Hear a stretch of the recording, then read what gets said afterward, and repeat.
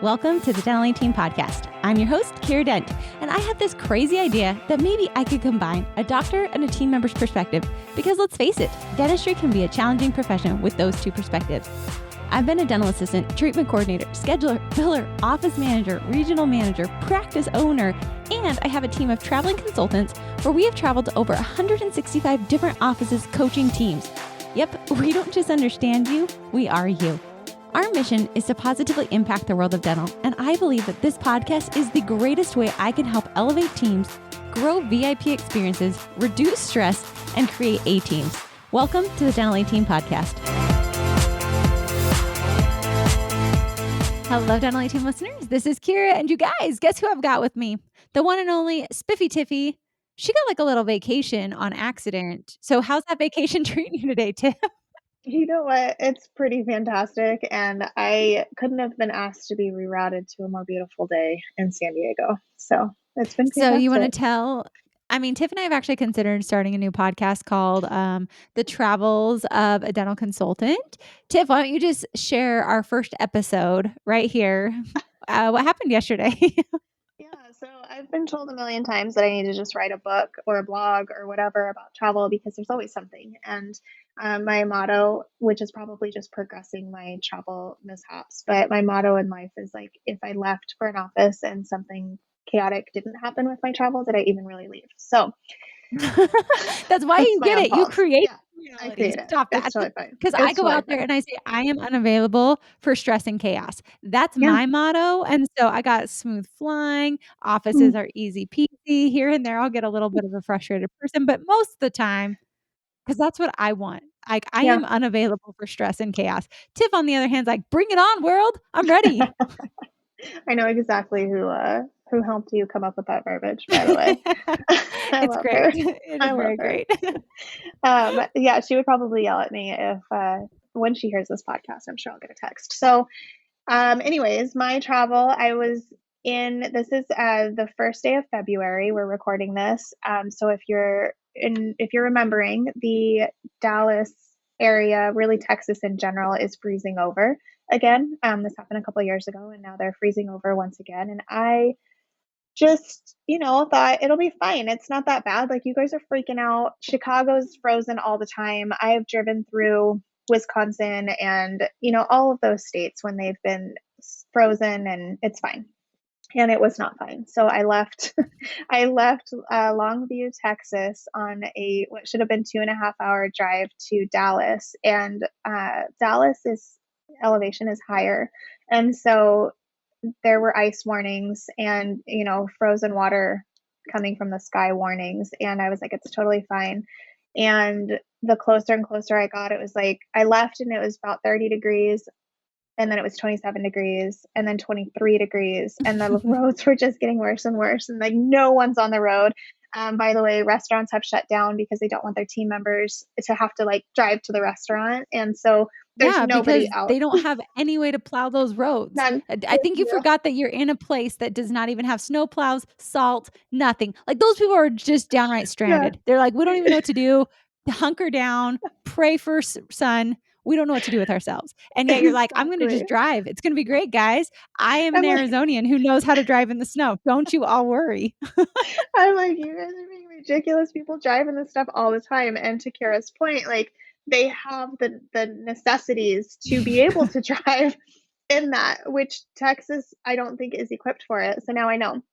So black ice, like frost, snow, the works. Like nobody's on the road. I'm not sure that there were maybe like 5 of us at times, like grouped together, which I'm like, please don't be anywhere near me. I'd rather be by myself because if you slide or I slide, like we're surely hitting each other, and that's way more dangerous to me than just like sliding into this bank right here. So I was like, please just get away from me. But I'm not sure we were even driving in lanes. We were just driving where the ice was like the cleanest. And so by the time, anyways, 3.5 hours plus to Dallas, my flight out of Dallas had already been canceled, which was later in the evening. So I was like, I have plenty of time. I can drive, nice. Then I had to take a flight that was about 2.5 hours earlier. And I was like, I got to make up about 30 minutes on this icy tundra.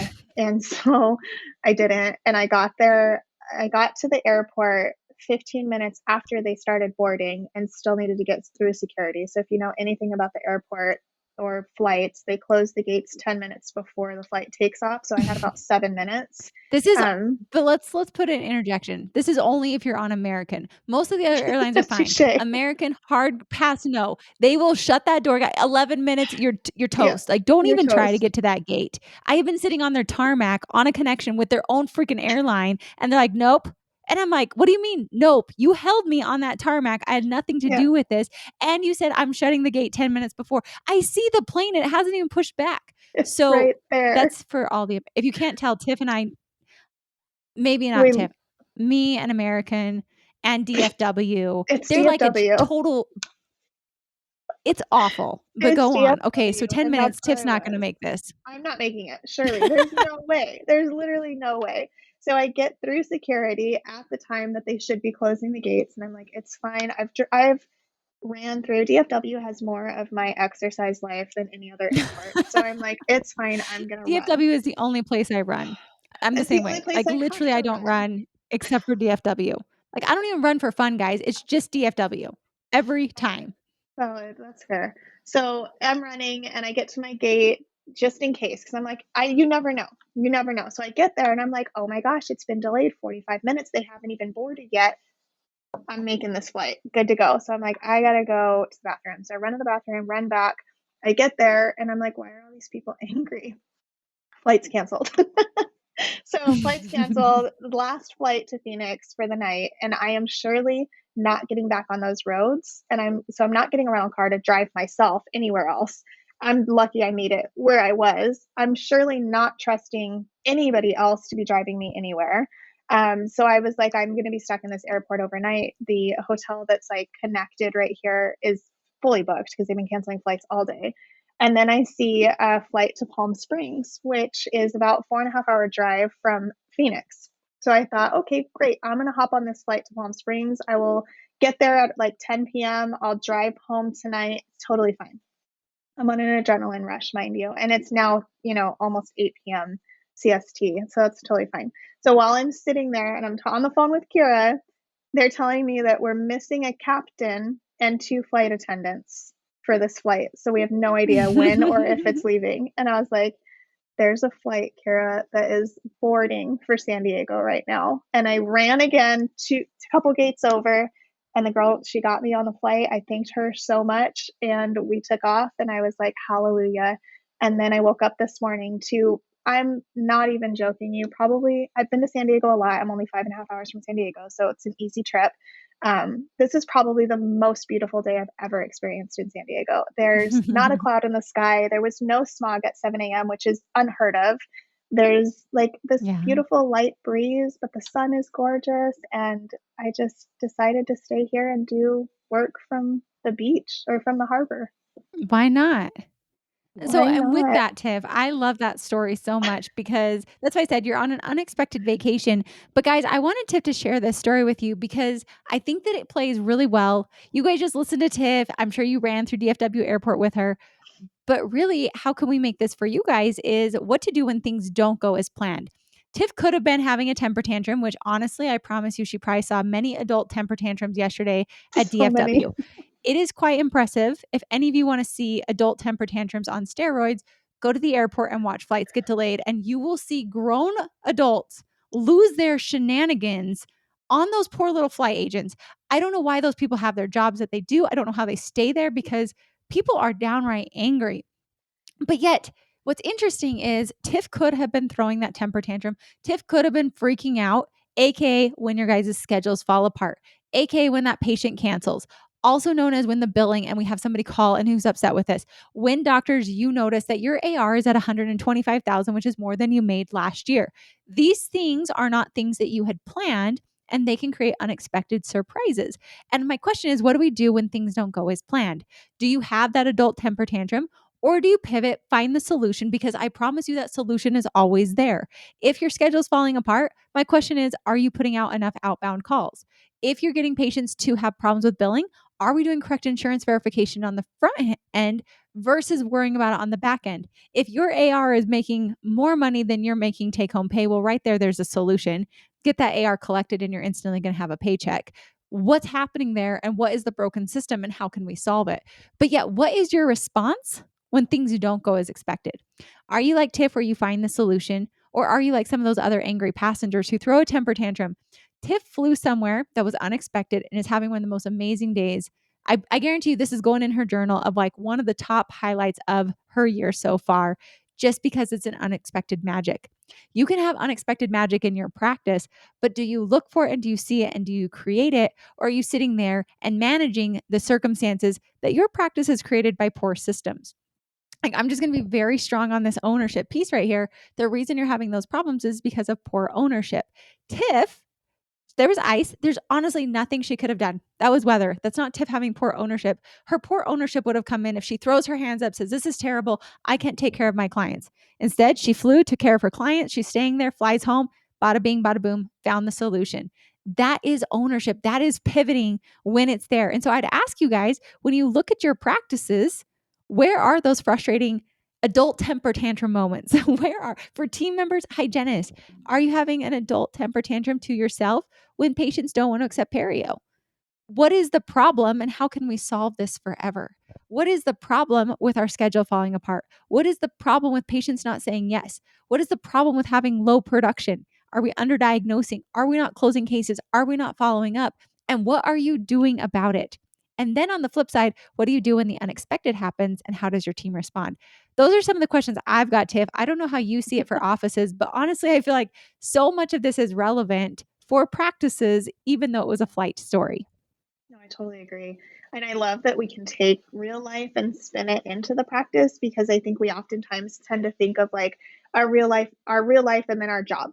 And like my job is my real life. Like those are very much I agree. intertwined. Like I can't live and not work my job. Like I don't become a new person, right? So there is some separation and there is that work life balance, but I think we tend to feel like we're two different people, and I'm the same person. And so I love that we can take those things and implement them. And I talked about it on a different podcast with you recently, but that control factor, like I said, it's just keeps coming up for me. And I think that it's just a realization I've had really recently on like my chaos and my anger and frustration, and all of those are really wrapped around things that are outside of my control. I get Mm-hmm. frustrated when it's something that happens to me that I can't control. And so I've been practicing and really looking at, okay, well, this is the thing that happened. It happened. It didn't happen to me. It just happened. And what can I do to control some of the circumstances? So one, it either doesn't happen to me again, or two, to get around what it is, or both, right? So if a system's breaking down, like you said, if you've got ARs out of control, yeah, that's super frustrating. And doctors are like, this is happening to me. My team didn't do what they were supposed to.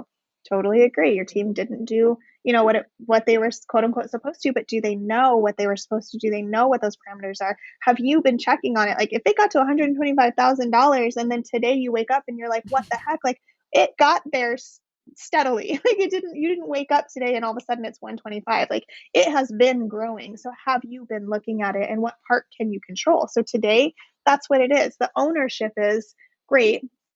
125. I got this. Like, let's sit down. Let's figure out, how do we control this so that it doesn't get bigger? How do we control this so that it gets smaller and that this never happens again? What are the things that we missed before in our system? What were the breakdowns in our system that we can control so that this doesn't happen? Because the dental insurance companies don't just say, I actually just want your AR to grow, so I'm going to forever not pay things and like watch you freak out. Like that's not, of course they don't want to pay. So our control factor is communicating with them until they pay.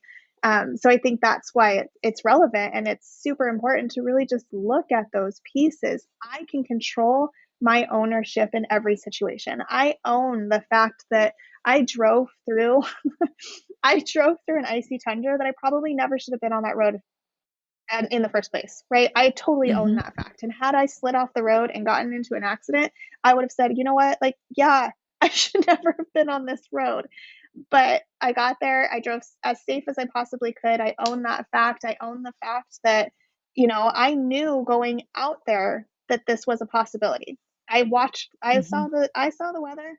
I knew that this was a possibility, and I still went, and I own that fact. And so I'm not going to sit there upset that the weather happened to me, because I knew that the weather was coming. I knew this was a possibility, and I had already, you guys, Googled how long is it going to take to drive to Phoenix from Dallas? 17 and a half hours. And I was prepped that if I was going to be stuck there if all flights had gotten canceled and I was going to be stuck there till Thursday or Friday, I was getting home today. I would have been driving 17 and a half hours. I owned the fact that that happened, and I found different ways that I could get out of the situation that I had walked myself into. I walked myself into that, just like we walk ourselves into the AR being high. And I think like the cool thing about it is you owned it and you executed a solution. That's the piece that I feel oftentimes we don't do. Like we can see that. You guys, I can see that there's a problem. Like we see problems of we're not getting enough Google reviews, we're not getting enough new patients, but do we actually prioritize and then execute on what's most important? So that's how I would take this and spin this, and really create the solution for those problems, because problems don't just happen. Just like patients don't just show up with a whole mouthful of decay.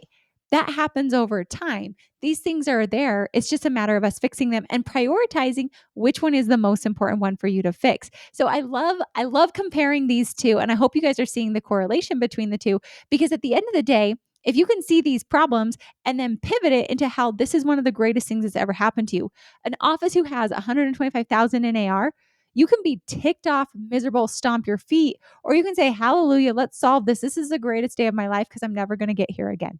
Mm-hmm. And also you just found 125,000 that can go back into your pocket.